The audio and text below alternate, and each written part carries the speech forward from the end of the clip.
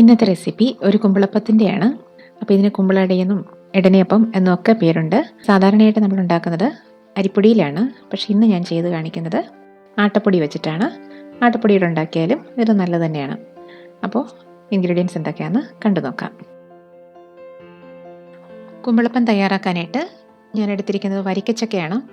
ഇത് ഏകദേശം ഒരു 30 ചോളയോളം ഉണ്ട്. അല്പം വലിയ ചോളയാണ്. ഇതിന് പകരമായിട്ട് നമുക്ക് കൂഴച്ചക്ക വേണമെങ്കിലും ഉപയോഗിക്കാം.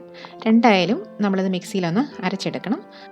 കുഴച്ചക്കയാണെങ്കിൽ നമ്മൾ ഈ അരച്ചെടുത്തത് വീണ്ടും ഒരു അരിപ്പേക്കൂടെ ഒന്ന് തേച്ചെടുക്കുകയാണെന്നുണ്ടെങ്കിൽ അതിൻ്റെ ആ വല പോലുള്ള ആ ടെക്സ്ചർ അങ്ങ് മാറിക്കിട്ടും. ഇനി വേണ്ടത് ആട്ടയാണ്. ഇത് ഞാൻ ആശീർവാദിൻ്റെ ആട്ടയാണ് ഉപയോഗിക്കുന്നത്. ഇതൊരു 2.5 കപ്പ് ആട്ട എടുക്കുന്നുണ്ട് ഞാനിതിനായിട്ട്.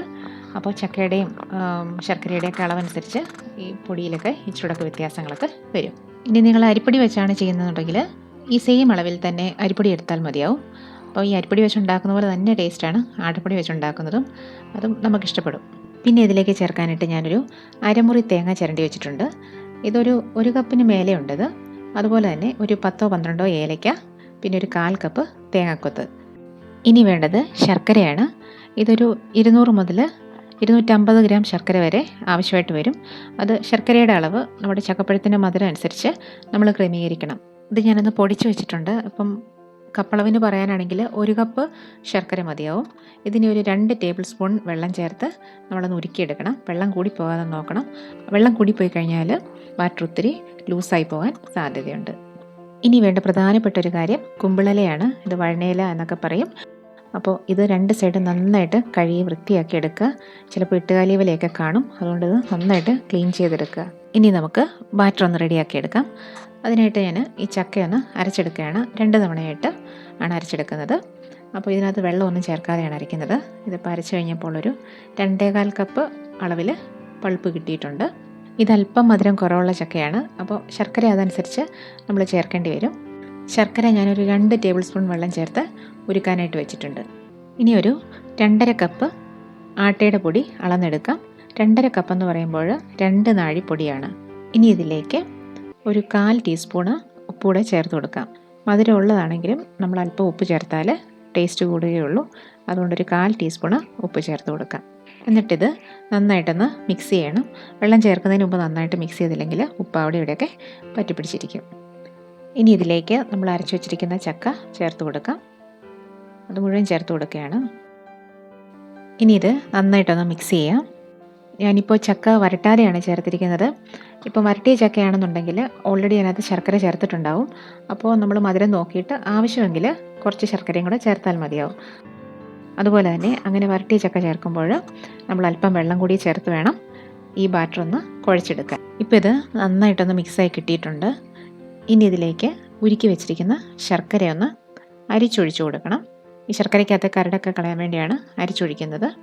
അപ്പോൾ നമ്മുടെ ഈ ബാറ്ററിൻ്റെ ഒന്ന് കൺസിസ്റ്റൻസി നോക്കിയിട്ട് വേണം ശർക്കര ചേർത്ത് കൊടുക്കാൻ. ഒരുപാട് ലൂസാകാതെ നോക്കണം. ഇനി ശർക്കരയും കൂടി ചേർത്ത് നന്നായിട്ട് ഇളക്കി കൊടുക്കാം.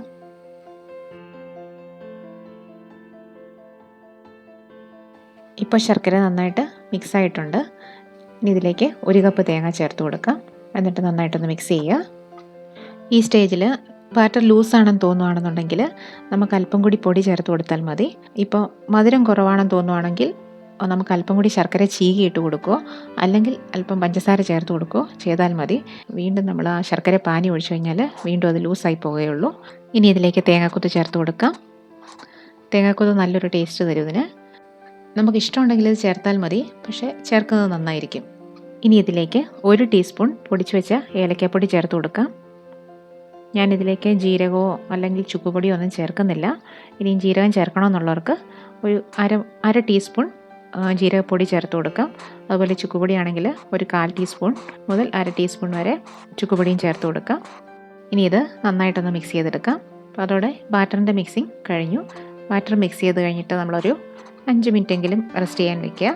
ഇനി ഇതിൻ്റെ ഉപ്പും മധുരമൊക്കെ കറക്റ്റാണോ നോക്കുക. എന്നിട്ട് വേണം കുമ്പിൾ കുത്തി തുടങ്ങാൻ. കുമ്പിളല എടുക്കുമ്പോൾ ഇതുപോലെ ഞെട്ടുള്ള കുമ്പിളല വേണം എടുക്കാൻ. എന്നാൽ മാത്രമേ നമുക്ക് ശരിക്കും കുമ്പിൾ കുത്തിയെടുക്കാൻ പറ്റുള്ളൂ. അപ്പോൾ അത് കളയാതെ നോക്കണേ. കുമ്പിൾ കുത്തിയെടുക്കുന്ന സമയത്ത് തന്നെ നമുക്കിത് പുഴുങ്ങിയെടുക്കാൻ ആവശ്യമായിട്ടുള്ള വെള്ളം ചൂടാക്കാൻ വയ്ക്കാം. ഇപ്പം നമ്മൾ അപ്പച്ചമ്പിലാണ് വെക്കുന്നുണ്ടെങ്കിൽ അതിൻ്റെ ഒരു 1/4 ഭാഗമെങ്കിലും വെള്ളം എടുക്കണം. അല്ലെന്നുണ്ടെങ്കിൽ വെള്ളം കുറഞ്ഞു പോകാൻ പാടില്ല. വെള്ളം കുറഞ്ഞു പോയെന്നുണ്ടെങ്കിൽ നമ്മളിത് പുഴുങ്ങിയെടുക്കുന്ന സമയത്ത് ഇത് വറ്റിപ്പോയാൽ നമുക്കിതൊന്നും ചെയ്യാൻ പറ്റില്ല. 20 തൊട്ട് 25 മിനിറ്റ് വരെ സമയം എടുക്കും ഇത് വെന്ത് കിട്ടാൻ. അപ്പോൾ അത് കണക്കാക്കി വേണം നമ്മൾ വെള്ളം വയ്ക്കാൻ. ഇനി നമുക്ക് കുമ്പിൾ കുത്തി തുടങ്ങാം.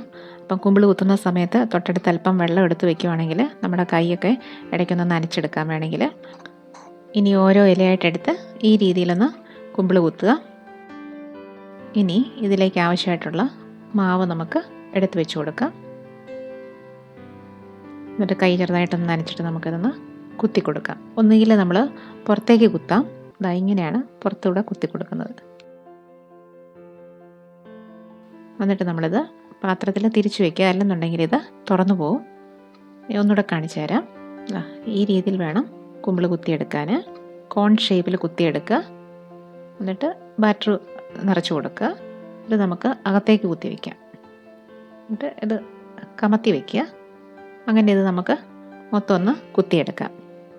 ഇപ്പോൾ ഞാൻ എല്ലാ കുമ്പിളും കുത്തിയെടുത്തിട്ടുണ്ട്. അപ്പോൾ ഈ അളവിൽ നിന്ന് എനിക്കൊരു 20 കുമ്പിൾ കിട്ടിയിട്ടുണ്ട്. അപ്പോൾ ഇനി ഇത് ഒരു 20 തൊട്ട് 25 മിനിറ്റ് വരെ ഞാൻ പുഴുങ്ങിയെടുക്കുകയാണ്. ഞാൻ ആദ്യം ഒരു ഹൈ ഫ്ലെയിമിൽ ഒരു 5 മിനിറ്റ് വെച്ചിട്ട് ബാക്കി സമയം മീഡിയം ഫ്ലെയിമിലാണ് വെക്കുന്നത്. ഇനി അടച്ചു വെച്ചൊന്ന് പുഴുങ്ങിയെടുക്കാം. അപ്പോൾ അതേ ഇത് റെഡി ആയിട്ടുണ്ട്.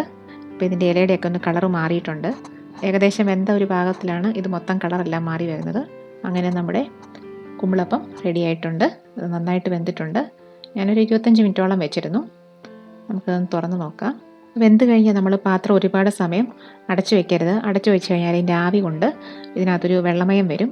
ചെറുതായിട്ടൊന്ന് ആറിക്കഴിഞ്ഞിട്ട് നമ്മൾ പാത്രം അടച്ചോ അല്ലെങ്കിൽ പാത്രത്തിൽ നിന്ന് മാറ്റിയോ വെച്ചാൽ മതി. അപ്പോൾ നമ്മുടെ സ്വാദിഷ്ടമായ കുമ്പിളട റെഡി ആയിട്ടുണ്ട്. അപ്പോൾ നിങ്ങൾ ഈ രീതിയിലൊന്ന് ചെയ്ത് നോക്കണേ. വീഡിയോ നിങ്ങൾക്ക് ഇഷ്ടപ്പെട്ടിട്ടുണ്ടെങ്കിൽ ഒന്ന് ലൈക്ക് ചെയ്യാനും ഷെയർ ചെയ്യാനും അതുപോലെ സബ്സ്ക്രൈബ് ചെയ്യാനും മടിക്കരുതേ. താങ്ക്